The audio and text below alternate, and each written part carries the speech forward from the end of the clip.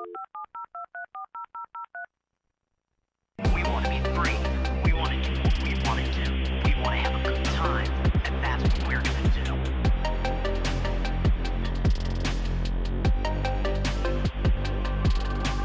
We're going to have a good time. Hello, everyone, and welcome to the latest episode of Bygone Bros. I am your co-host, Kyle White, joined here by my older brother, Trevor White. Trevor, how you doing today? Bing, bing, wahoo. That's how I'm doing. Today is a very bing, bing, wahoo day. You could say that we're saying let's go to today's episode, if you will, because today, if you're watching us, you'll notice that we have certain adornments on our heads, and that would be, of course, the classic green and red caps, for we are discussing the very special 40th anniversary of the Super Mario Brothers series. I guess if you count Super Mario Brothers as the beginning of that. I should clarify at the outset, this is off the original Japanese release date of Super Mario Brothers, which was September 13th, 1985. I think the I want to say the American release was maybe like October of 1985, like October 18th or something like that. So we're jumping the gun on North America, but we're going to go with the actual one that matters, which is the very original Japanese release date. And 40 years, pretty nuts how time has flown by. No kidding.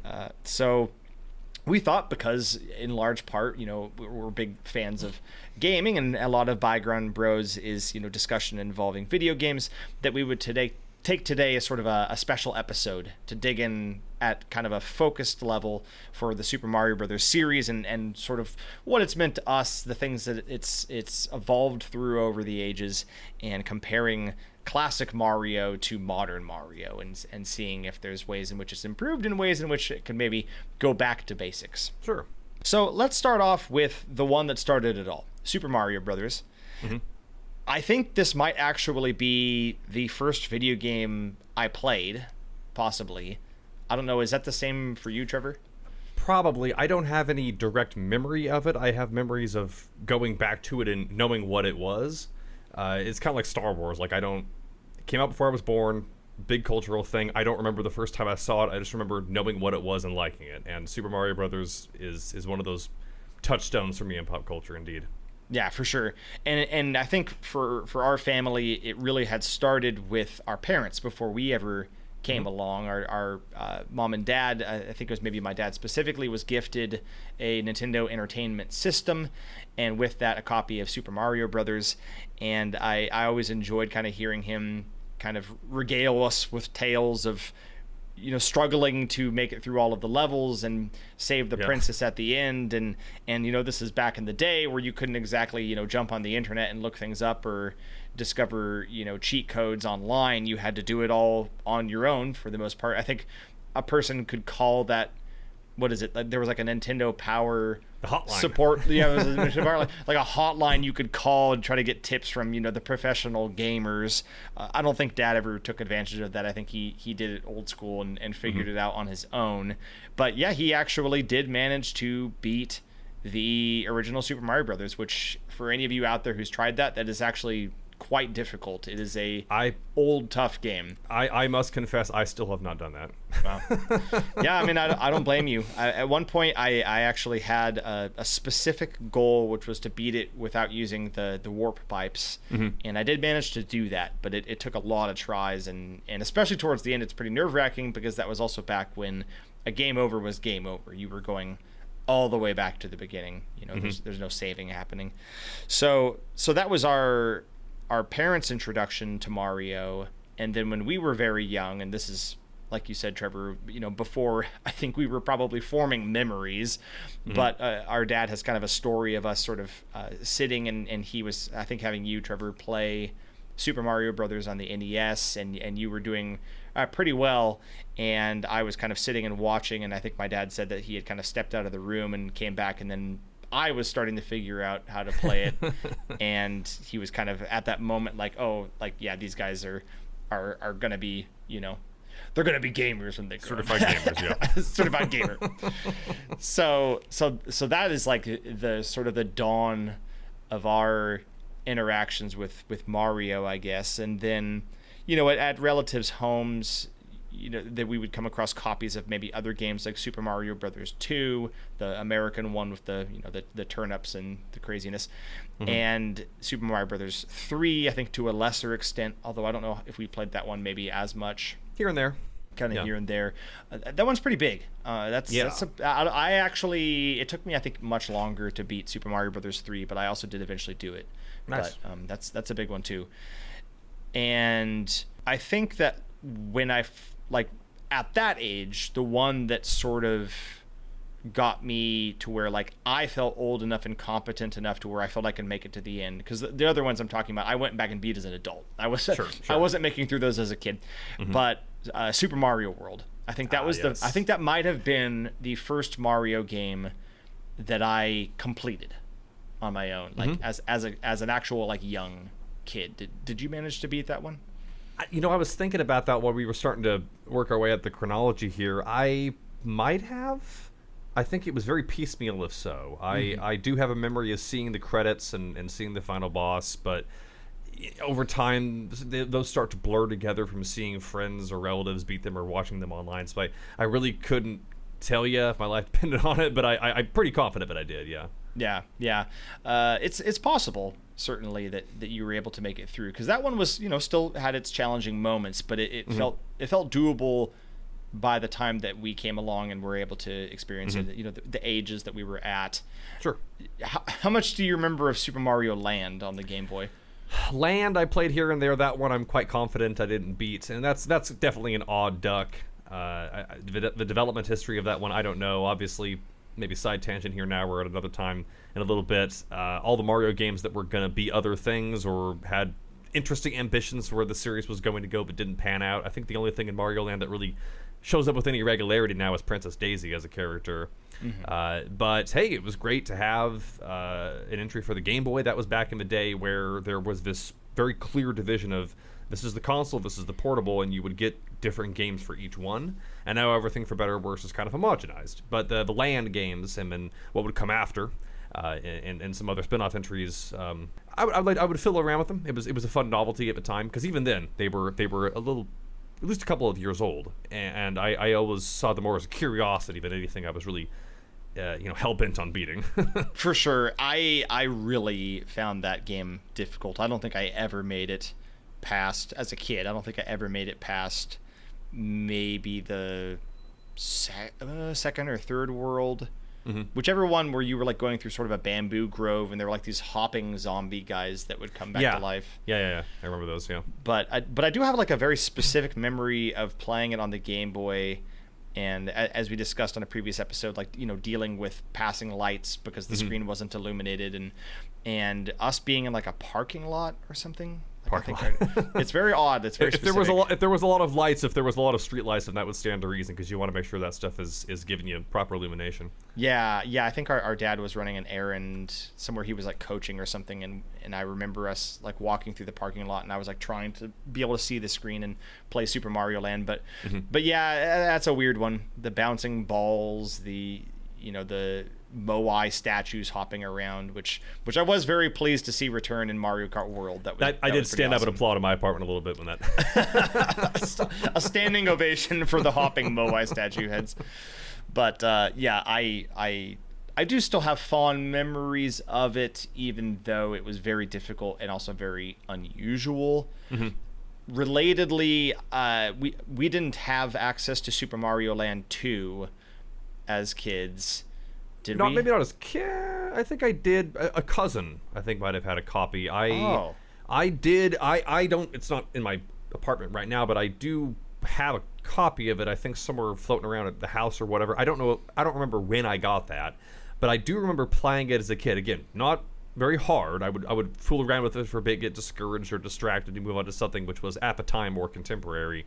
But same situation, where those were not something where it was like, oh, there's a Mario game coming out for Game Boy. I mean, they were already out by the time, and I think it's just, you get older, and the amount of years that it takes to make the past seem far away sort of changes. So they were probably only a couple of years old, but back then it just felt like this ancient Mario game compared to what I was playing on like the GameCube or even in the N64 or whatever. So I never really gave it much thought.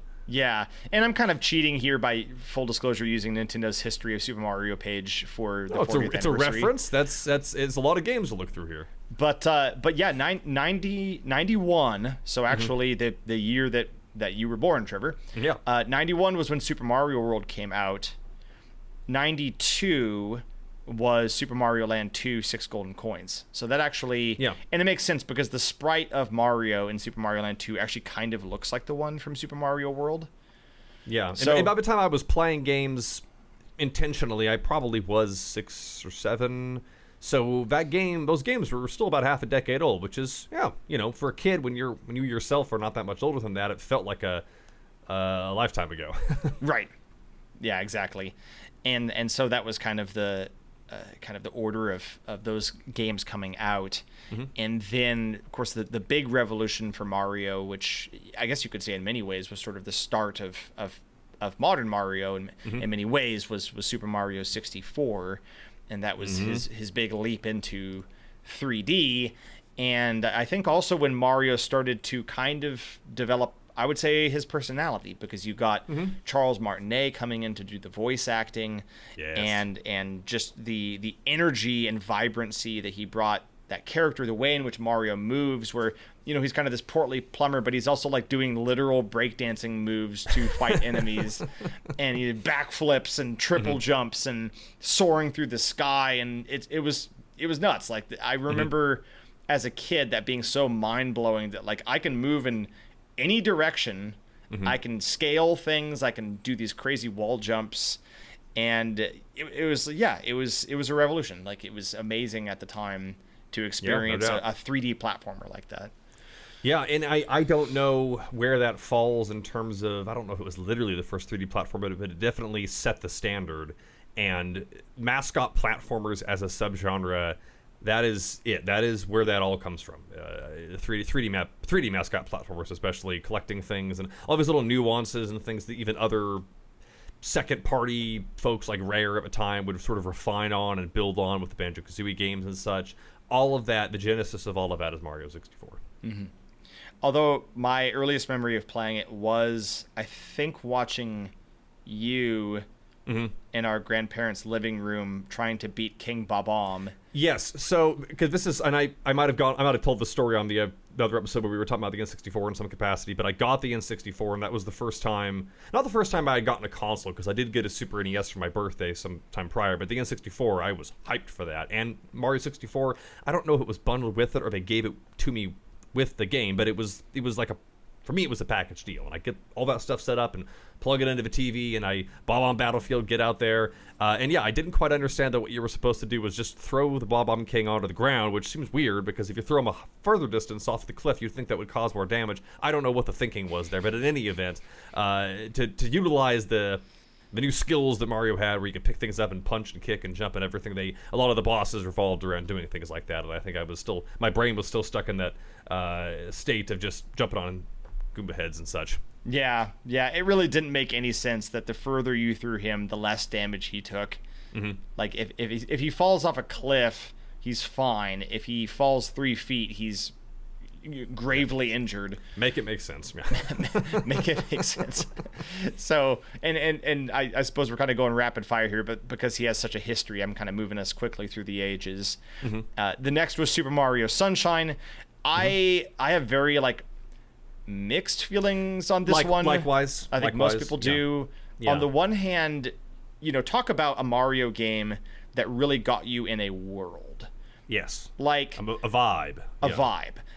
I guess you could say, actually, Super Mario World was sort of the last time that you felt like you were in a particular place. A coherent environment. Yeah, because you're traveling around, Dinosaur Isle on that game. Yeah. Super Mario Brothers 1 is in the Mushroom Kingdom, but it's kind of just a mishmash. 2 is Subcon, but you're also just everywhere. 3 is, I guess you're kind of going around world maps, but it's also just very incoherent. But then, World, you're in that particular world, and you're traveling through, actual caves, across fields, over bridges, into the woods, etc. And then Mario 64, you're going into, paintings and stuff. I guess you start in sort of the hub world of Peach's castle and the lawn surrounding it, but it's not that robust. But then Sunshine, it's so cool how, right from the get-go, you're coming to Isle Delfino. You can run around, Delfino Plaza, but then everywhere you go, you can see the other parts of sort of the island system. Yeah. And it really feels like you're in this particular place. And I think that was what made such a big impact on me, even as a kid, was I wanted to go there, if that makes sense. Like, I was like, I want to take a tropical vacation to Isle Delfino. Yeah, this seems like such a cool place. If these Nintendo parks that they're making keep doing well, I want them to have like their version of Castaway Key or whatever Disney has with the cruise lines. Just make like an entire dedicated tropical Nintendo park that just is Isle Delfino.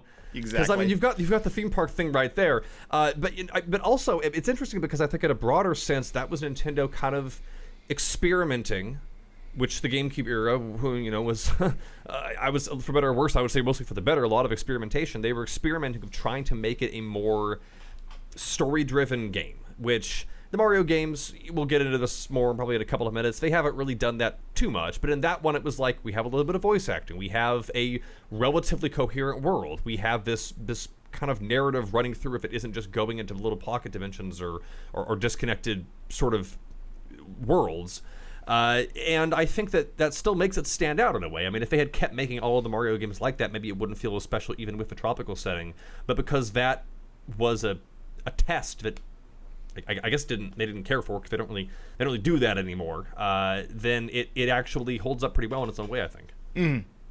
Yeah, I would say it's very much its own game. I mean, you're not going to confuse Super Mario Sunshine with any other entry in the series. Obviously, Flood was odd, but frankly, I actually think that was also really cool and unique for what the game was. I think the cleaning stuff up was very satisfying, and all the different nozzles, and I actually quite liked that. There's times where the mechanics are a little bit wonky, but the concept I applaud, and having I lost my train of thought, but just a lot of different things about the game. I was going to say it was a good compliment to Luigi's Mansion, because Luigi's Mansion, you have a lot of really cool like dust and particle and physics effects and stuff, and you're giving, you introduce this EGAD character with the poltergust, and then he shows up again, maybe a little more indirectly with the flood, and then now you have this cool water effects and this goop that's going everywhere. Like, it really was for its time using a lot of the power that the GameCube had that the previous generations didn't, but making it's not just a tech demo. Like, it's doing it in a very purposeful way where the gameplay is built around this mechanic. That's what Nintendo has always been good at, is giving you a cool mechanic that you can use in this specific game, or maybe other ones in the future if they think it's a good fit, and you're able to like build upon that, and the simple acts of jumping and running and things that you do in platformers are enhanced. Yeah, it's almost like EGAD is sort of the symbol of a time of great innovation, you could say, in the Mario games. Like, he comes along, you get the poltergust, you get flood. Side tangent, he appears to have made the paintbrush as well that Bowser Jr. uses. Well, that's how the arms industry works. You just sell to both sides. Like, I don't know if they addressed that. I can't remember if Bowser Jr. like says it was made for him or he stole it from EGAD. But it's weird that EGAD would design like a cleaning device, but then also something that causes like toxic sludge to be spewed everywhere. Keep your friends rich and your enemies rich, and wait to find out which is which. That's exactly it. So yeah, EGAD was definitely in many ways a driver of kind of unique games at that time. But the voice acting was a bit much. As much as I applaud Charles Martinet and what he did to make Mario come alive, I think it was a little bit overboard with Peach and Bowser Jr. and Bowser. Now maybe there is a better way to do that, and Nintendo could come back to that in a subsequent entry. It seems like people were okay with I think Super Mario Brothers movie, but the RPGs and some of the side games could benefit from that, where they are more overtly story driven, or where maybe there is less content it's just kind of flourish. But the main platforming games, I don't really miss it. I don't think it's strictly necessary. Yeah, I'm fine with just a little, let's go, and the little one-offs, but we don't really need long sentences like we got in Super Mario Sunshine. So that's Super Mario Sunshine. We're kind of glossing over a lot here, but that's the high points to me for that game. Then we get into the new games. beginning with New Super Mario Brothers. I actually did play a lot of this game on the DS. Yeah. I quite enjoyed it. I remember at the time finding it kind of quaint that they were going back to basics, and they were, instead of trying to create, although we did get Super Mario 64 DS on the DS, but then, we're getting this traditional kind of side-scroller Mario with some fun gimmicks, like the Mega Mushroom was really cool. Like, you know, running along and crushing everything. And so New Super Mario Brothers at the outset, when it was new, when it was actually new, traditional new, and I'm skipping around now a little bit in the chronology, but then we got New Super Mario Brothers Wii, then we got New Super Mario Brothers 2, then we got New Super Mario Brothers U, then we got the ports of those games, and I remember like it coming to a point where I was like, are we just like not gonna actually get a big new Mario? Like it just kept coming and coming with all of these like very carbon copy, and they're all fun. I wouldn't say the new series of Mario games is bad, but it just got so samey and actually just kind of stopped innovating, in my opinion. Where I think it's just a straight up fact. I mean, they would have individual little features that distinguish them from one another, and there were, like you said, there would be levels where they are competently made, but they were coasting. Yeah. It felt very much like coasting.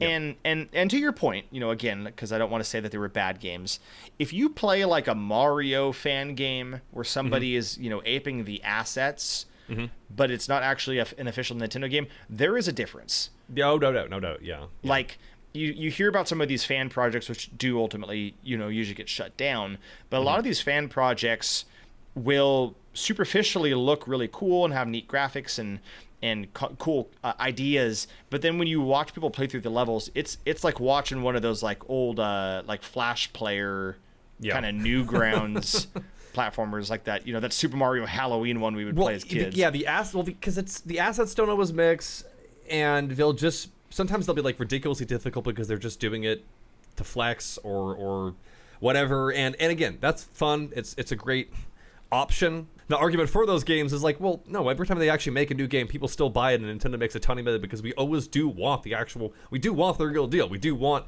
new material made by competent developers. Yeah.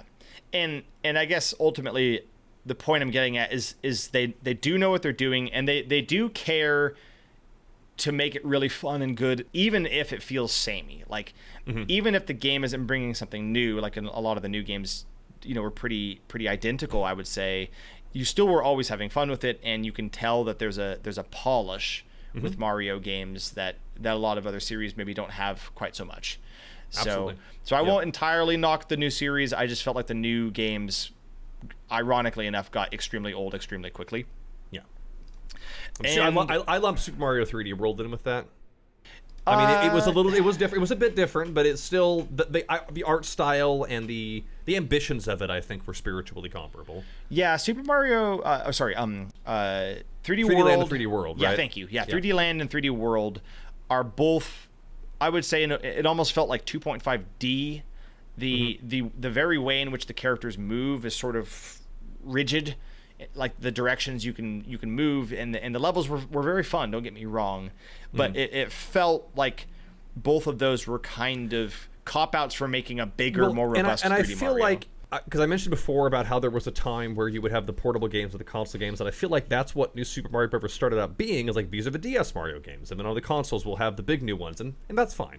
But then the lines started to blur, and we started getting new games on consoles, and that was when I started having a problem with it. Is when that wall started to come down in terms of the division between the games. Yeah, it was like the homogenization was seeping into like both consoles, and it was getting to be a little concerning.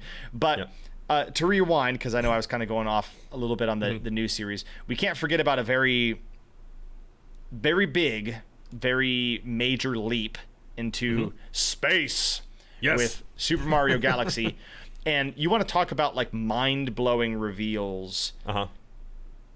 I remember when, I think it was maybe E3 or like wherever the place was, probably E3, when Nintendo announced Super Mario Galaxy, and I was like, he's going into space, like, and then you see like the graphics are so much better. He's like soaring around, he's running around these like big planets, and you can go like, you know, full 360, you know, these little kind of planetoids, and all of it was the scope just seemed impossibly big, impossibly beautiful, and then the game came out, and yeah, it was just a beautiful experience. It was a particular, you know, time in our lives. The soundtrack is this great combination of like one of the greatest soundtracks. Oh yeah, I would go so far as to say in media period. Like there are some songs in that game that are extraordinary. Yeah, it goes from, it really just runs the gamut of, you know, these kind of like very quiet piano, like contemplative kind of songs, all the way up to these like powerful, like soaring scores. You know, the final boss theme like still gives me chills when you hear like the opera come in, and I mean, it really yeah, it does. But I think the best, I mean, I don't know, it would be a little, calling it like science fiction media might be a little strong, but I think about like the best science fiction media, like 2001: A Space Odyssey, just for example. Space can have, you can have the grandest of, like, you know, the Sprach Zarathustra, you know, the dun-dun theme, and then you could just have like this really, you could have silence, or you could have this much more tranquil, elegant, classical, like space in life and in media, I suppose. Like it can feel like both. It can feel empty and kind of a little bit sad, or a little bit calming, or it can be this great bombastic, like there's stars and things are blowing up and shooting all over the place, and like it really captures that dichotomy very well. Well, and I'm sure I'm missing some other example here, but I feel like that was sort of the first in a long time, a first introduction of a new character into the Mario canon with Rosalina. Yeah. And I wouldn't say I find her especially interesting as a character. I mean, let's be honest, are really any of the Mario characters that deep? But well, I mean, she's got a fan base. I mean, they all do. Yeah. Especially with the storybook, yeah. Well, that's what I was going to get at is they did do something different with her, is that like all of the other Mario characters up until that point were kind of, you know, this big, loud, kind of goofy, sort of, you know, fun characters, but kind of one-dimensional, and she's not that much more complicated, but Rosalina had like more of a backstory, and they didn't have to do the whole thing where you go into like this library that has no real other purpose, and there's this like storybook that like teaches you basically like, oh, this is kind of her story, and you know, these themes of like being lost and alone and like out in the middle of space and trying to make sort of your own family with, you know, her with the Lumas, and it's a Mario game, so it's not that deep, but at the same time, like they were doing something there. Like they were creating a character with a little bit more depth and dimensionality, and when you combine that with the music and the, like you said, sort of the grandeur of Mario on a scale that was never before achieved, like it was a really magical game. No doubt. And then they followed it up with a weird direct sequel that was essentially an expansion pack. Just in case this doesn't come up again later, to be fair, the first Super Mario Brothers had a direct sequel. It didn't come out in America at the time, obviously. That's a, you know, level, whatever the very tippity top of the iceberg is. That's not really like secret trivia. That's a known thing. Japanese Super Mario Bros. 2. So that's not without precedent. And we were just talking about the new Super Mario Bros. Games. But at the time, I remember there being some little bit of drama in the gaming press, and I sort of shared it, where it's like, oh shoot, this is kind of the first time we've had a direct sequel to a Mario 3D console game, but you could pretty much look at any screenshot, you couldn't tell if it's from the first one unless you don't have that fat Luma or Yoshi in there. and looking back, I don't, you know, the world still kept spinning. It wasn't really that big of a deal, but I think it was justifiable to be concerned at the time, and I think some of those concerns were merited with all the games we just mentioned that kept coming out that were kind of similar sequels, where it is more of the same, but these days I'd kind of like that to just be a DLC pack if it's all the same.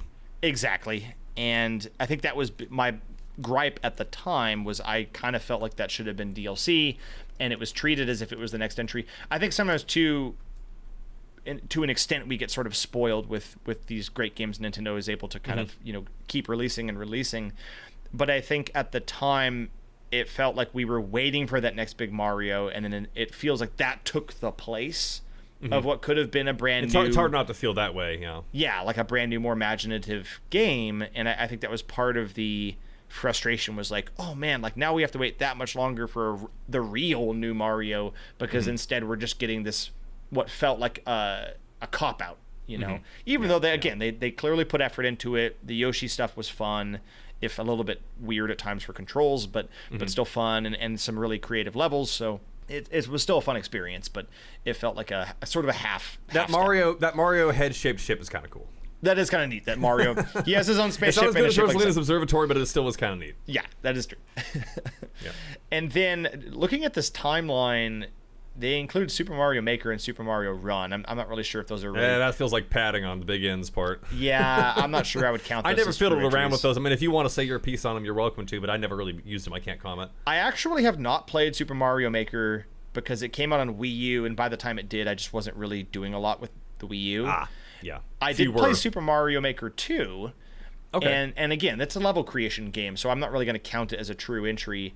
But it actually does have a lot of really fun and creative sort of mini levels, because I wouldn't say it's a story mode, but there's kind of a mode you can play through where you're playing through pre-made levels that Nintendo has designed for you, and it's meant to teach you about different ways in which you can make your own levels and different mechanics and so on. But the levels are actually really well made, and they're super creative and funny because it's not sort of a mainline Mario game. They can get away with some really silly design choices and gimmicks and stuff that would not be at home in a traditional game, but you can kind of goof around with Mario Maker. So maybe it's worth going back and visiting the original if they also have some of those levels. Super Mario Run is a mobile game. That we're gonna skip that. We're gonna run right past that. We're gonna run right past that. And did you have anything else to say on 3D World or 3D Land or? I just some positives. Like the Cat Mario thing is cute. I do remember having fun with it. Yeah. I don't have a lot of specific memories of any particular areas. I mean, again, a lot of the time is the moments that I remember from any of the Mario games, is specific environments or specific music, and I just don't really have that for those. Yeah, I agree. I remember having fun with them. I remember them having punishingly difficult post-game levels, which that became a weird thing. The last 15 years or so, that's kind of been a thing, yeah. Yeah, I think I probably died close to hundreds of times, like literal hundreds of times I died trying to beat the one for 3D World. I did eventually do it with a friend's help, but it was very tough. But yeah, other than the cats, I don't know. There wasn't a lot to those games that really stuck in my memory, other than just having some fun with it. I guess the big thing for 3D World was that ability to play through the whole game in co-op. Yeah, that was nice. kind of neat. Yeah. Because not a lot of 3D games before, to my recollection, allowed you to do that for Mario. So that was a really kind of fun way to experience and again, it. to be fair, New Super Mario Bros. Wii, I have a lot of really good memories of us playing that together on the couch in college. True. Yeah. As a multiplayer side scroller, that was a lot of fun. I mean, this goes to show, was it Wii or Wii U? New Super Mario Bros. Wii, and then because they were both of them, but there was one that we definitely played together a lot. Oh, that was New Super Mario Bros. Wii. Is that the one of the penguins? I think the penguins were in Wii. Okay. I'm sure we'll be told if we were wrong. Again, I'm narrowing it down as best as I can, but one of those games was fun. I think it's kind of a demerit, but I can't remember which. I want to say we had the penguin suit and you had the squirrel suit. I think that's what it was. Now we're doing who's on first. We had the penguin. You have the squirrel. No, I have a squirrel. You got the squirrel. I got we got the penguin. So that was that era, and then we move into the Nintendo Switch with Super Mario Odyssey. Yep.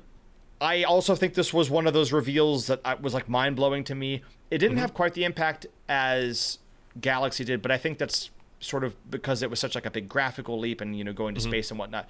This one was just big because it was so much better looking graphically, but just the whole thing with kind of the great main theme to the game that's kind of the show tune. Of course, the whole thing with Cappy and you're turning into like different enemies was just so weird, but in a good way.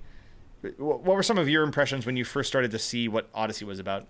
I mean, I definitely was excited because I think at that time it had been like a decade since the first, proper, because Galaxy was 07, right?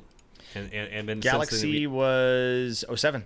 Yeah, and then Odyssey was so it, and, we talked about sequels and spin-offs and some of the other stuff, but to me it felt like it had been a decade since the first proper new Mario 3D game, so I was hyped about that, and I loved kind of a travel idea of it, and it's not as tied together as Sunshine, but still like, you're going around places, and I like travel, and in the Cappy thing, it is kind of like low-key, kind of like Kirby abilities, basically. But that was something that had not appeared in the Mario games before, so it was a very fun new feature. Again, Nintendo killing it with really creative, clever ideas that give you a lot to do in the environment. So I absolutely think it was worth the wait. I'm going to sound like the biggest hypocrite for saying this, but I actually wish that we had gotten a Mario Odyssey 2. Well, I mean, I don't disagree. I think to your prior point, though, about I think it really was something that could have benefited from having a tail, like having additional downloadable levels, or having it be, I mean, even if you don't literally slap a 2 on it, like spiritually continuing picking up what that game was putting down, because, yeah, it was weird. And I think I speak for both of us when I say it was weird to have this emphasis on you're going to the so-and-so kingdom, the bubble kingdom, or the dark kingdom, or whatever, and what that amounts to is one level. And they're like good, wide, linear, open-world like areas, but some of them are very small, and I think that really felt a little bit deceptive, because I looked at a lot of the promo materials, and I kept thinking it was going to have, like, you were going to be doing a lot in this, medieval kingdom or this city kingdom or whatever, and individual sections of them would take place in parts that were a little more linear, and I guess there's some good variety in that, but I think if there wasn't content, there was definitely content that could have been added and wasn't. Because I beat that thing in like 2 days, and I loved it. I had nothing else better to do, so it wasn't like I felt shortchanged. But I think that was the first one I played in my adult life, because I got it when I had my first job, and I was able to buy a Switch and get that and just plow through it. But it just felt very quick. It felt like a very brief experience, comparatively speaking. Maybe that's just me getting old again, but that surprised me. Yeah. I also blazed through it pretty quickly, and yeah, when you're an adult, you can you've gotten good for the most part. You're more skilled and you have more free time. Yeah, so you can make it through games pretty quickly with without your parents reminding you that you have homework or telling you that you need to slow down or things like that. Sure.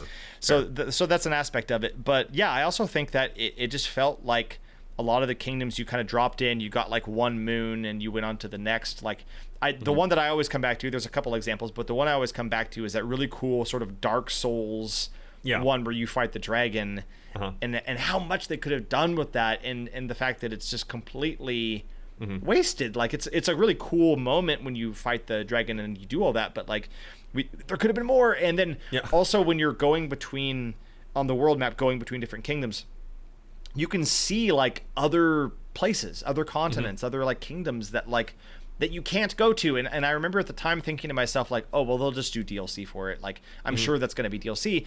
And then it never happened, other than like that kind of silly little Luigi balloon adventure kind of mode. And man, like I really liked that game, and I would have loved to have seen more crazy like cap transformations and places you could go to, and more out of the existing kingdoms. And I guess that's kind of a backhanded compliment, because if the game sucked, it's like, man, I don't want any more of this. But if it's a good game, you're wishing there was more of it, and I think that's something to be said for that. And I guess I don't really have a good explanation for why I was irked by Galaxy 2 and yet wanted so much more with something to continue off of Odyssey. Maybe that's just my changing tastes over time or something. Yeah. But that's how I felt. You can't have. That's many such cases. You want what you can't have. And so, I think that's kind of a good summarization of a summary of Mario Odyssey and that sort of thing. And then, of course, we have Super Mario Bros. U Deluxe. I think that's also kind of worth skipping over. Yeah. I can't really comment on that one. I don't think I played it. Yeah, you got to a Peachette, I think, was the big addition in that. And Super Mario Maker 2, we talked about Mario Maker 2. They do have on here, which is, like you said, padding by the big N. They have featured Super Mario 3D All-Stars on here as a game. What even is that? The remake of Mario 3D, or the bundled, like the box set or something? That is the extremely controversial bundle. Oh, that one. I'm sorry. No, that's the one with the incredibly bad ports of Mario. Was it Mario 64, Mario Sunshine and Galaxy? Correct. Yeah. Ports that were very poorly optimized, that were very slapdash. Wait, hold on. Sorry to interrupt. Did we skip past Mario All Stars? Because if that's not on that list, it should be, if they're going to put all 3D All Stars on there. Well, you make a good point. Super Mario All Stars is not on this list. Man. This How about doesn't. that? I'm thinking this isn't comprehensive because I'm starting. This is my starting to brain's feel like when they starting took Tron out of the stores when they had Tron Legacy in the theaters. Like you're trying to hide the old All-Stars to get people interested in the revisionist new one. history happening before our Anyway, eyes. but yeah, no, we already talked about the constituent games of that one, so I think we can safely move on. Yeah, that's true. One quick note on that is that I heard in other countries there were versions of All Stars that included additional games. So there's a version in, I think, Japan had Super Mario World actually bundled into All Stars, and it was a special version where I think when you played as Luigi, he looked more like Luigi. He wasn't just a green version of Mario, and he kind of acted different, and I think even some of his moves behaved differently. Oh, yeah, no, I think I did hear about that. Like the animations, like he slides on his knees instead of on his rear or something. Yeah, he does like different gestures and stuff like that. And Yeah, that's neat. And I think there may have even been one that had like track and field or something, like just a weird additional Wow. game. Interesting. But we growing up we had the typical kind of Super Mario All Stars, I guess you could say the American version, and we played a decent amount of that. That was one of the ways I think that we went back and played some of the traditional ones. Was with Yeah, the and for graphical its updates. time, that was actually that was a bigger glow up for its time than the 3D All Stars because they did like the improved graphics, quote unquote, for I think at least 1 and 3, if not all of the first 3. You know, it was easier to do back in the day, but these newer ones, as far as I can tell, I don't even know if they bothered to do widescreen. Maybe they did. Anyway. Yeah, I think it was kind of, from what I've heard, because I didn't buy it, I've heard that 3D All Stars was pretty minimum effort, and the real thing that got a lot of people's collective goats was they pulled it. Oh, So- yeah, that fake timed exclusive nonsense. Yeah, so it wasn't just that it was like a very poorly executed kind of cash grab collection, but they pulled it off of store shelves because they wanted to, like, I guess, force people to buy it because they'd be scared of the limited availability and Yeah, artificial scarcity. artificial scarcity. Just Because like the one thing that you could say about it is game preservation. I mean, you just cut the legs out from underneath of that by making it like something people are gonna have to just scalp. yeah, and now we're getting Galaxy and Galaxy 2 bundled on Switch. I think it's Switch and Switch 2 both. But they have that bundled game coming out now, and that at least looks like they are actually making the graphics at least better. Like they're at least sort of making it an HD version. Yeah, we'll see. But yeah, I guess we'll kind of see on that one. 2021, they have 3D World plus Bowser's Fury. I actually do want to try Bowser's Fury. I at still some want point. to try Bowser's Fury because we got a friend I want to borrow it from. Well, everybody keeps saying that it's basically a tech demo for what they think the next actual big Mario will be. And I'd be curious to see what they mean by that, and we'll see what happens. But yeah, I've heard good things about that as a weird little addition. I kind of wish it was on the eShop as a standalone title, but I get it. They're trying to get people to buy the bundle. Why charge 50 when you can charge 60 or 70? Yeah, that's true. And then that brings us up to Super Mario Brothers Wonder, which I think did sort of breathe fresh life into 2D Mario, for all of the frustrations with the new games.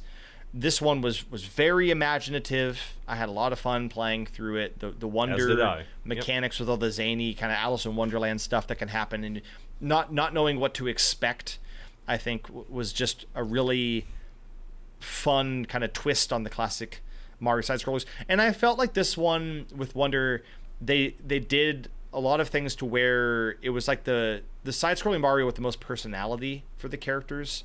Yeah, I felt like they're indeed. very expressive. They do little things like, Mario going into a pipe where his hat falls off and he kind of grabs it before he goes all the way into the pipe. Like, just little stuff like that where I felt like it really added to the experience and made you feel like the characters had some more liveliness to them.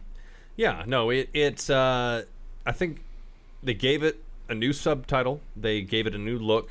I mean, voice actors, which I know was a little contentious, but time marches on. I think it really does have a distinct enough look and sound where it was good to know.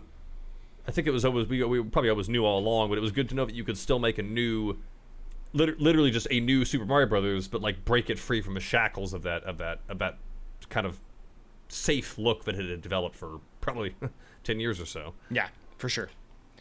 And we'll see what's next. We're in a strange spot now where the Switch 2 has come out and Nintendo appears to have made their big platformer launch title be Donkey Kong as opposed to Mario. And I think it's the team that did Mario Odyssey. So I don't know how much longer it's going to be before we get, the new Mario. It's inevitable, but I don't know. I'm not complaining because Donkey Kong Bonanza was fantastic, but I don't know what the next Mario is going to be. Yeah, I mean, just because of all the highs and lows we've discussed, I'm trying to just take each day as it comes. But I think Nintendo has really gotten into, a lot of developers, but Nintendo especially has gotten into doing these kind of stealth announcements for big stuff coming, and they probably won't do that for a mainline Mario game, but anything's possible. Yeah. So what would you say? I know we've done kind of a speed run of a lot of different Mario titles. Would you say that there's any particular one that over the 40 years since Super Mario Brothers that is your sort of number one title, like your favorite Mario game?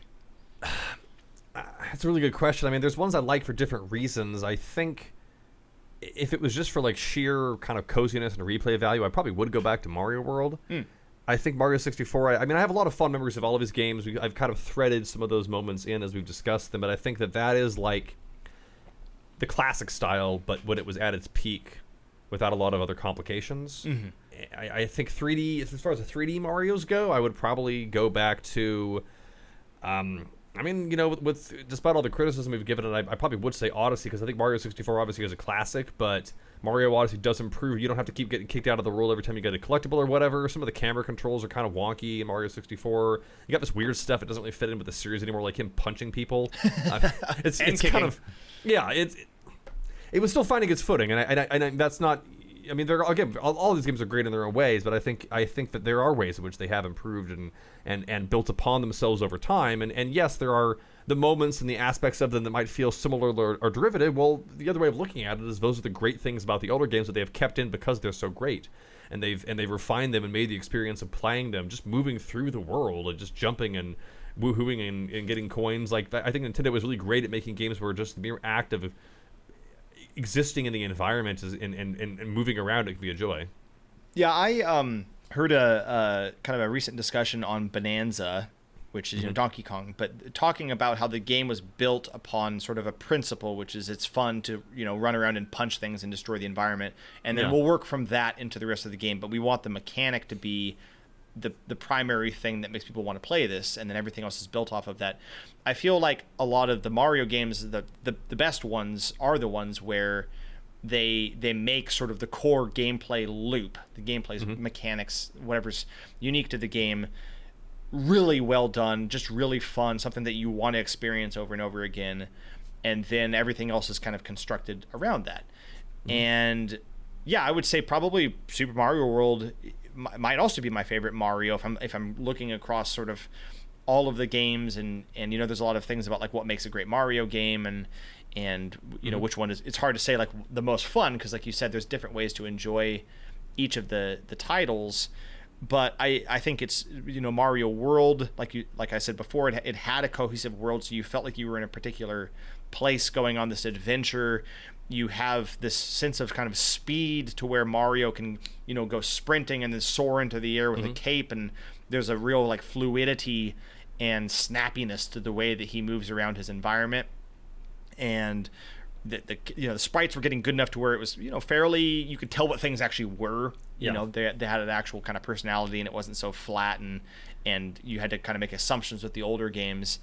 And yeah, just a lot of really great things about what makes Mario and the fun of it. And then for 3D Mario, I would probably also say Odyssey. I think Mario 64 was foundational, and for its time was amazing, but like a lot of older games, it doesn't hold up that great compared to newer platformers that can have some more vibrancy and tighter controls and so on. Sunshine was great for what it was, but was pretty weird. Those side challenge areas, man. Oh, those are brutal. Yeah, I get like post-traumatic stress thinking back to when you don't have FLUDD and you have to try to beat those. Yeah, that game was meant to only be played with FLUDD. Not having FLUDD, it just was broken. And then Galaxy and Galaxy 2 were great, but they also were unorthodox in the way that you were running around these spheres, and it was really cool, but I wouldn't necessarily say it's Mario. You're not in the Mushroom Kingdom. You're not kind of in sort of more grounded locations. You're a lot of that was about running around objects, which was neat for what that was, but isn't what I associate with Mario, kind of just running across a plane, one plane as opposed to, all gravitational orientations. And then, Odyssey just had some really cool worlds, really fun gameplay, really just dialed in on the controls and all the things you can do with Cappy to further enhance the platforming. Yeah. And just had a lot of great whole personality. Music section in the city when, Pauline, again, that game kind of, speaking of Bonanza, really kind of revived Pauline as a character, too. I think some credit needs to be given to it in that respect as well. Yeah, for sure. In the way that Rosalina was introduced as a new character, they kind of reintroduced Pauline and made her have more personality. And I can't think of her ever having a connection before to music, but having her be sort of a New York I don't know if Broadway is the term. Like a club singer or something like that. Yeah, that was just really cool, and it's fun to have her now also be in the lineup of Mario characters. So that was really great to bring her back. So I would also say Odyssey was a really great title as far as the 3D Marios are concerned. But I think since Nintendo is choosing to omit a lot of Mario titles from this list, probably because they don't want to bring them up, what would you say is either the worst or the most, let's just sweep that into the dustpan of history, shall we say, the most bygone of Mario games? Well, including spin-offs. I'm sorry? Including spin-offs. Including spin-offs. Okay, I wanted to make sure I heard you correctly because I was going to ask. No, because, good grief. The mainline games, again, they're mostly unimpeachable, as I think we've demonstrated, but Mario gets around. Holy cow. There are some middling... there are some good spin-offs, and then there are some bad spin-offs. The one that just immediately comes to mind for me is Mario Pinball Land, or I don't remember what it's called. What's the Pinball Mario game on the Game Boy Advance? It might be called Mario Pinball Land, but I know which one you're talking about. It was one of those weird handful of games where it's like, wait, you can do 3D graphics on the Game Boy, huh? or at least facsimiles of them. Yeah. But I've never really been that into pinball video games. To me, pinball is really the progenitor of video games, and never the twain shall meet. The physical element is not the principle is the reason it bothers me. The reason it bothers me is it just kind of looks weird and it's annoying to play. Yeah. But that one was just kind of a gimmicky thing that I fiddled with and just didn't really care to continue with. You're making Mario into a pinball. What are we even doing here? Yeah, and it wasn't just that it was a Mario pinball game. It was that they tried to, which, credit to them for trying to do something creative with the concept, but they sort of tried to make it into a level-based, almost adventure where you had to, almost navigate between different parts of sort of a pinball map. And there would be little boss fights, and you had to try to beat levels and get certain things to complete levels. And I did not have the patience for it. Because even when I'm playing regular pinball, they'll give you all these little things. It's like, oh, get the so-and-sos. I'm like, man, I am not the pinball wizard here. I cannot focus on all of this stuff. I'm just trying to keep the ball from falling into the hole. And when you make that a mandatory part of proceeding through the game, that just steams my clams. Well, pinball is hard, and it's also... I could be wrong, but I feel like there is an element of chance to it in terms of where the ball goes, where it lands. I guess you could be some sort of savant and precisely calculate, if I hit it at this power, at this angle, it will cause these particular collisions to occur. But this is Mario, people. He needs to have freedom of movement. We need to have some control over that movement. He can't just be bouncing all over the place and falling. There definitely was a window of time where Nintendo and other developers, I think, probably were doing this here and there, but you'll still see them pinball video games. But Nintendo was making a bunch of pinball games because there was Pokemon Pinball.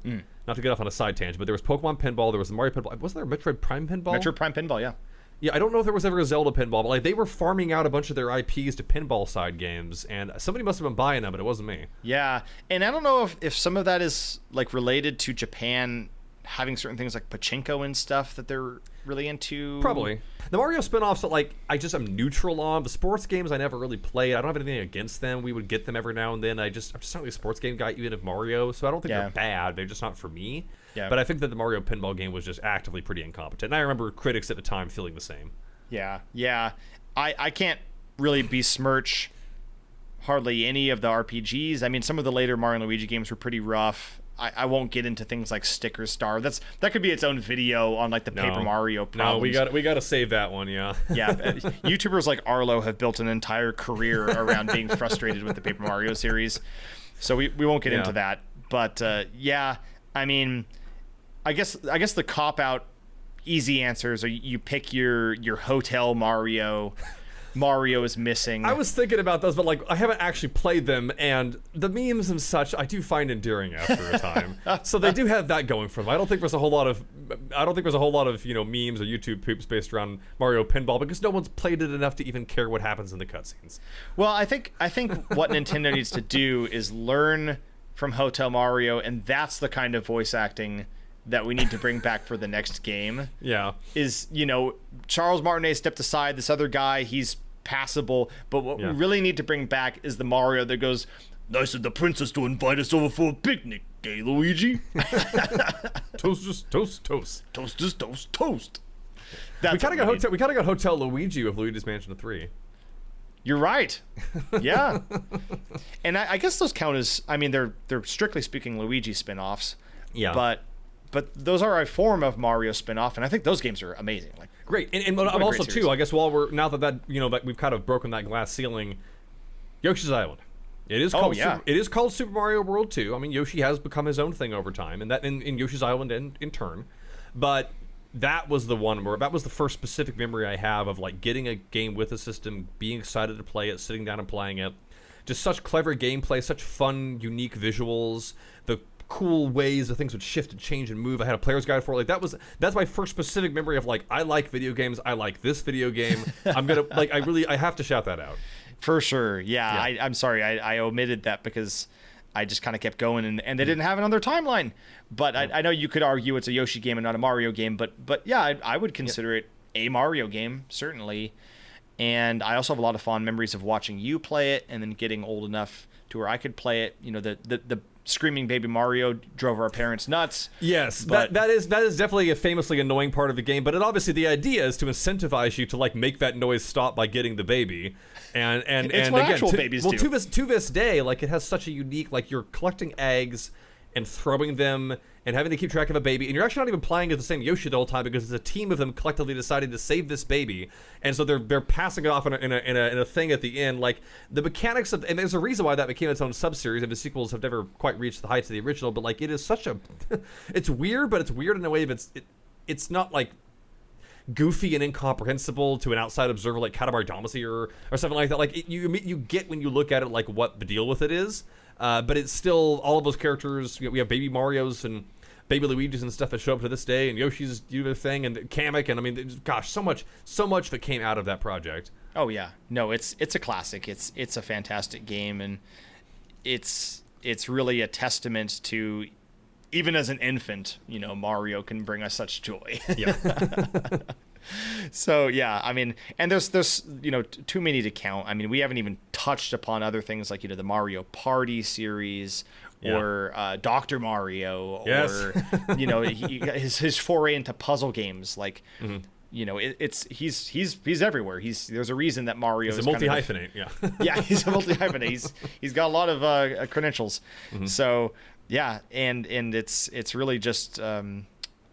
It's hard to summarize kind of the impact that the Mario series has had on my life, and it's I don't want to get too sappy about it because at the end of the day we're talking about a squat little Italian plumber running around in a fantasy land full of mushrooms, but it just has provided me so many experiences and so many years of joy and wonder and excitement and going on these adventures and feeling a part of them. And I think there's always been an element, this is a show called Bygone Bros. Mm-hmm. And this name, as you can probably surmise, was derived in part from the inspiration of Super Mario Brothers. And also, I think the bond that you and I have been able to share through playing these games together, growing up with them over the years. And, in a way, kind of the themes of brotherhood. And, I think the older games didn't explore it as much, but some of the newer ones have, including the most recent Mario and Luigi game, and talking about the importance of the bonds between brothers and the fact that you can achieve so much more together than as individuals, and I think that's a really special thing that isn't always touched upon in the Mario games, but should be recognized is the special connection between brothers and the things that they can achieve. Absolutely. and I'm grateful for that, and I'm excited to see it develop along with these games over time. Exactly. So one thing I wanted to interject yes. on too, I don't know if this was also maybe something that you kind of had on a short list here, and if this ends up becoming its own little thing or runs along, we can clip it or put it in a side thing or whatever. Because there's not that many of them, and I think it is something that is still relevant. Mario, other Mario media like films and television shows. Any memories about those? Yeah, I mean that's a good point because we've touched on video games, but he's gone beyond the realm of gaming. Because I think it's safe to say that there are quote unquote mainline Mario movies and mainline Mario shows. Yeah, I mean, even just looking over your shoulder, I see the poster for the Super Mario Brothers, the first movie. Yes. That was, I don't remember seeing that at the time it came out when I was a kid, but, we've gone back and watched it, and it is enjoyably bad. It is not great. Yeah, I mean, well, because where I would kind of wind the clock back for me, and again, we didn't watch this contemporaneously either, but the Super Mario Brothers Super Show. Oh, yeah. I think I did come into possession of some digital episodes of that at one point, and even that is long past by now. It's pretty cheesy, you got two different kinds of cheese. You got the live action stuff. Again, Captain Lou Albano, R.I.P. Yeah. But it's just kind of a lot of goofy variety show humor. I mean, you had this really kind of cheesy cartoon. So it was sufficient for its purpose, which was to, again, fill a slot of like, oh, we have this brand. We got to have a show. We got to have all this whatever stuff. So I don't have any real nostalgia for it, but like it is charming in its own way.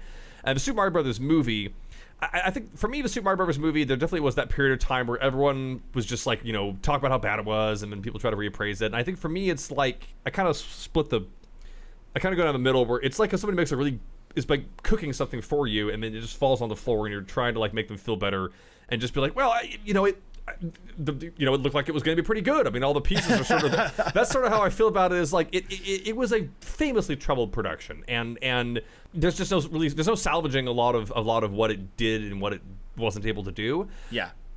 But I will say, I think Bob Hoskins is not bad as Mario.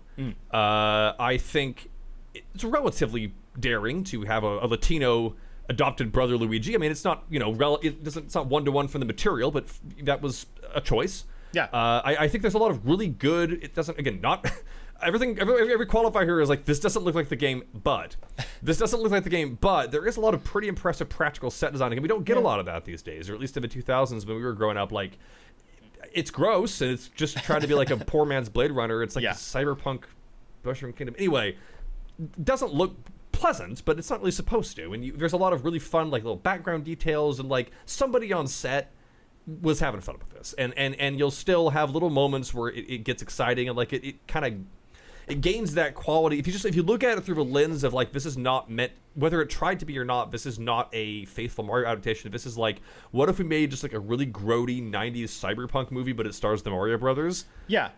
If you just like, adjust your expectations, and everything else kind of becomes a little bit more tolerable. You almost I think it would almost be more digestible if it was inspired by the world of Super Mario Brothers, and the title of the film was like The Mushroom Kingdom or like Dinotopia or whatever, and it wasn't even called the Super Mario Brothers movie. It's like Mario Elseworlds. It's like one of those Marvel side what if things. Yeah. So I think tying it and pretending it's the Super Mario Brothers movie is almost what makes it more frustrating when you watch it, because you want it to be that. Now, there was the Japanese animated one, which we didn't watch growing up, obviously. Mm-hmm. But I've gone back and watched that. That's kind of delightful and I fun. would say that probably for what it is and when it came out is probably the most faithful adaptation in terms of like the tone and the look of it. Yeah. But I would say most even more recent than like a mainline 3D game, at least, the Super Mario Brothers movie. Let's talk about that a little bit. The Illumination Entertainment Mario movie. I think it's been the elephant in the room, at least for some very young people who might be watching this or listening to it. Yeah. I would just spell it out as capital O, capital K. I mean, it is just okay. It's better than I thought it was going to be, because I was very worried to have the Minion folks attached to it. I personally don't have a lot of love for those movies and what I think they represent. I think that this one was just fine. They did a lot of the Minion tropes, like the tie-ins with licensed music. Having Chris Pratt play Mario was just so poor a decision. Other characters like Jack Black as Bowser were actually okay. I think even Charlie Day as Luigi wasn't too bad. But I don't know. I I really haven't felt the urge to go back and watch it, to be frank. I've seen it once, and I just never gone back. I would say I don't have the urge to purchase it, and I have a pretty sizable physical media library, so that is maybe damning with faint praise. But I will say we've got this new, just as of this recording, they announced the Super Mario Galaxy movie, right? Which I'm cautiously optimistic about. Again, if we hear a bunch of Beastie Boys and Rihanna or whatever instead of that original score, I'm going to have a conniption. Yeah. But I my hope is that we have, because there were moments in that movie where. And the Super Mario Brothers movie, where I was having a lot of fun with it, and you can tell that they had a lot of people who knew the stuff. And when the music does actually come and they're jumping around, I'm like, oh, this is what I wanted as a kid. Like this, there were moments in the movie like this is what I always wanted out of a Mario movie, and it delivered it. And it also delivered, some kind of questionable voice acting and references and music and stuff. But I don't want to say that like you have to have that in there, but that kind of just how his stuff works these days. I don't. Yeah.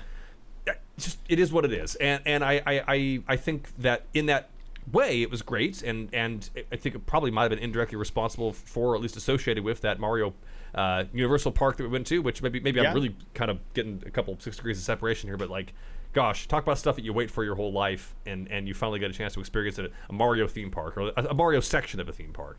Yeah, I felt like a legitimate, like I was a kid again when I went to going to Super Nintendo World. We'll put some pictures up here in the video version, but we had a heck of a time there. That was so amazing. Yeah, that's one where, speaking of wanting additional content, where I was like, oh, I really wish there were more areas and rides, and I think they are going to expand. I've heard about the Donkey Kong Country expansion, and I think maybe the Florida one, something like that. Yeah. I'm hoping that comes to the California one too. Maybe we can get so lucky as to have maybe a Zelda area at some point. But yeah, that was really, really neat. I had such a fun time doing that. Yeah. But yeah, those are kind of the main highlights of additional material and spin-offs and stuff that I was hoping to touch on. Oh, one other one on your I guess your right shoulder, the comics. The comics, yes. And there have actually been a lot of Mario comics, but the particular one that you have the art for there. Yeah, I'll scoot over for the video. That Mario comic was a lot of fun. I kind of always wanted a copy of sort of the book that's the collection of those comics. Oh, I remember when we were in school, there was a kid that had it, and I was like, whoa, like, where'd you get that? But was it like Nintendo Power or something? They would have the Nintendo Power. I couldn't name the person who wrote and drew them, but in America at least, they published them episodically in Nintendo Power. Yeah. And I had secondhand issues from our cousins or something, and I read those, and I didn't have all of them.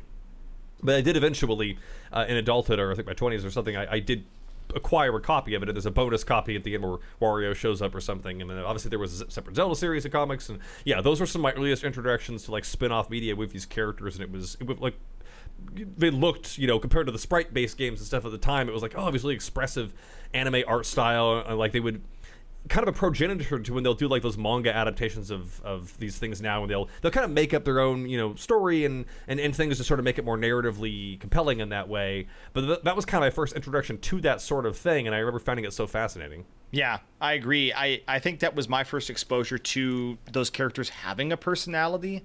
Not just kind of, Charles Martinet having fun with it, but like getting to see them play off of each other, actually, like Mario and Luigi talk, Peach talks, Bowser talks. That was also, I kind of wonder if that was part of the inspiration for the Mario Illumination Entertainment movie. Well, that big cake and everything with the wedding, like that has to be where that came from, yeah. Well, and Peach is like holding her own in the comics. Like she is like on the adventure, she's helping out, she's doing things too. And there is kind of a trend more recently where people are trying to make, strong female characters, and that's great.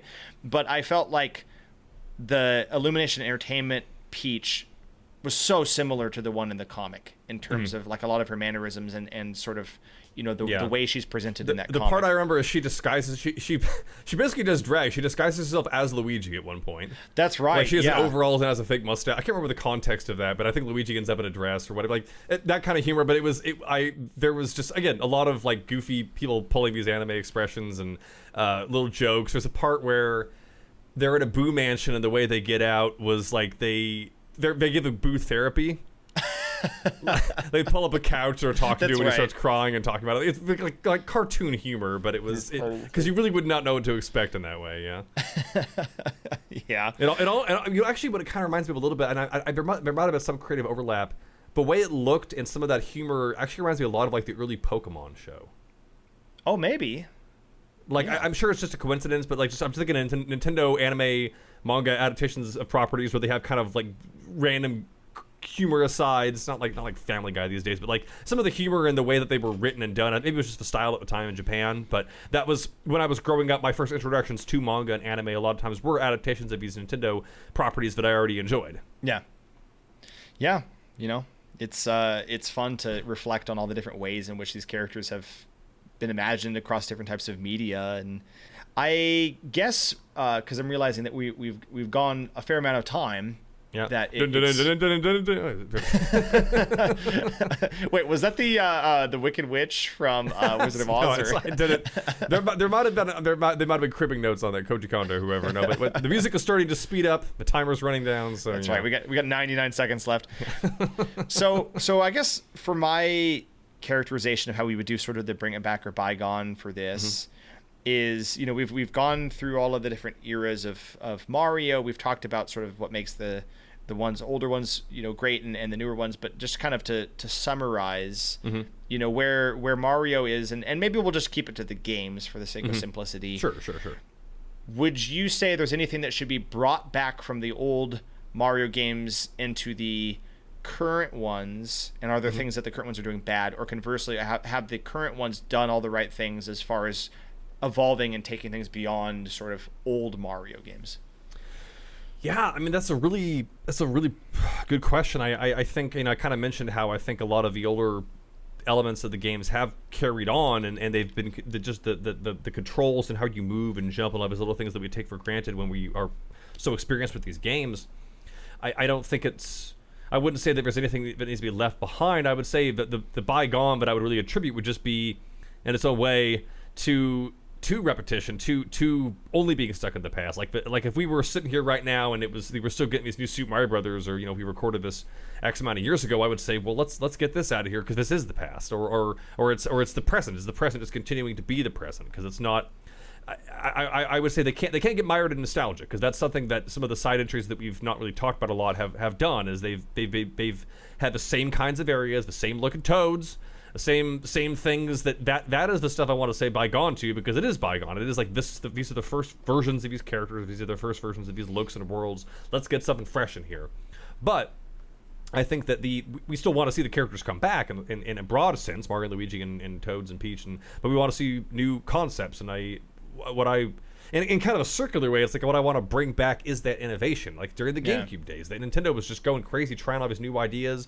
Luigi's Mansion, Mario Sunshine, just to name the more Mario-centric examples, and making the same kinds of games, but completely building them around new worlds and mechanics and stuff. Like it's sort of a cycle of both, if that makes sense. And I'm really straining the topic here, the section here, but I think it is an active process. I think that's how I imagine it must be for these developers when they're doing it right. Is okay, how can we make a new game that does remind people of the old stuff, but also brings in something new? I mean, that's business writ large, I would say. Is how do we give the people exactly what they want, but also make something new so that they don't think it's boring or we're ripping somebody else off?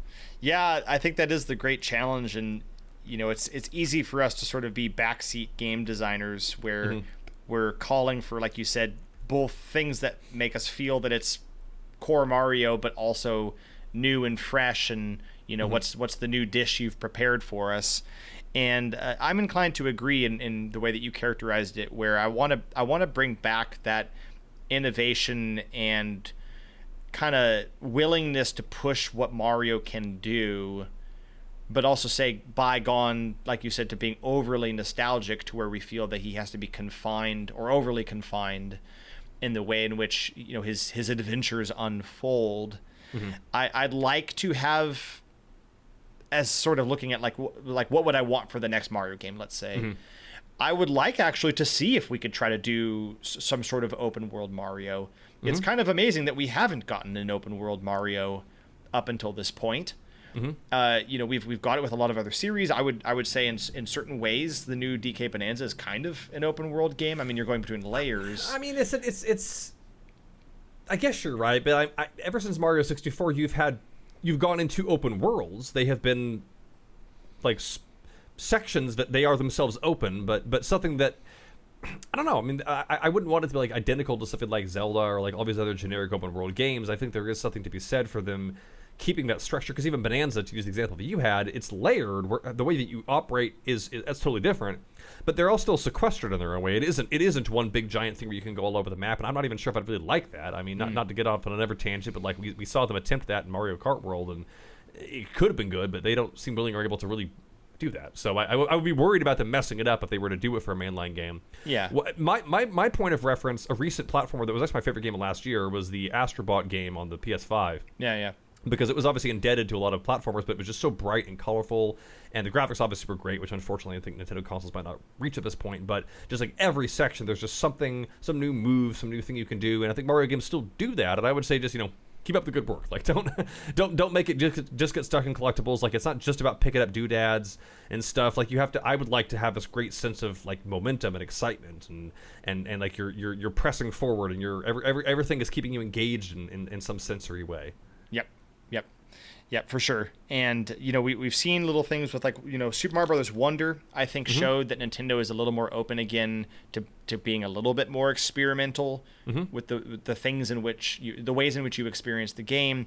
Odyssey definitely had the cool mechanics with Cappy, and I'm hoping they continue to kind of push things again and don't settle back into being overly safe and continuing to innovate, because that's, I think, above all else, what makes Mario great is that he is a pioneer, pioneered Super Mario Universe. That's what I want to Super Mario Universe. There you go. See, open world universe. See, yeah. We're getting somewhere. Going through multiverse, different versions of the Mushroom Kingdom or something. I'd love to, this is pie in the sky, but I'd love to have it be where, Odyssey, you were going to different quote unquote kingdoms, but I want it to be like interconnected. So he's going to Yoshi's Island. He's going to Sarasaland. Yeah. He's going to Bean bring Kingdom. Bring it all together. Bring all of his stuff. The single unified theory of the Mario world. That'd be awesome. Yeah. I want that, and then I want to get my Mario Zelda crossover. Oh gosh, that's just dreaming every day. Yeah. So, anyway, I listeners and viewers out there, I suppose this has been a rather meandering conversation, but ultimately we just wanted to do a little, walk through the history books of Mario, the adventures he's gone on over the 40 years since Mario Brothers and our journey alongside him. So, we invite you out there to share your favorite memories of the Mario Brothers series, where you hope it goes next. Are there things that you wish they'd bring back, or things that you're glad we've moved on from? And just really appreciate you all joining us on this episode today. It's been a really fun reflection on the Mario series. Yeah. All right. Well, my name is Kyle White. I've been your co-host. And Trevor White. And we are the Bygone Bros, the Super Bygone Bros. Yes. Arrivederci. See you next time.